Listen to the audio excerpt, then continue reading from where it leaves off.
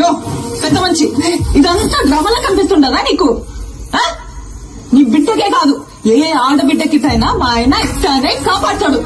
అది ఆయన నీతి. మానం లేకుండా ఏం జన్మయ్యా నీది? శివలే పెద్ద సినిమా చూసి మాట్లాడనా? నువ్వు గుమ్మడు ఉండప్ప. నీ కొడుకునంటే నువ్వు ఊరుకుంటావేమో గాని ఎవడైనా నా మొగుడినంటే నేను ఊరుకున్నదే లేదు. నేను చేసిన కాక అలా మాట కూడా పడాలనా? ఇంకా ఎంత సాధిస్తారా? ఇంటి పేరు ఇంటి పేరు అని ఎవరికి కావాలి? ఇంటి పేరు పెళ్ళైనోడు కావాలి. ఇంటి పేరు మా ఆయన పేరు చెప్పుకొని ఊరు ఊరిగా బతుకుతాంటాయి.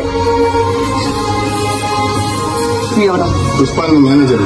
నువ్వు? పుష్ప ఫ్రెండ్. నువ్వు? పుష్ప డ్రైవర్. నువ్వు? పుష్ప మనిషి.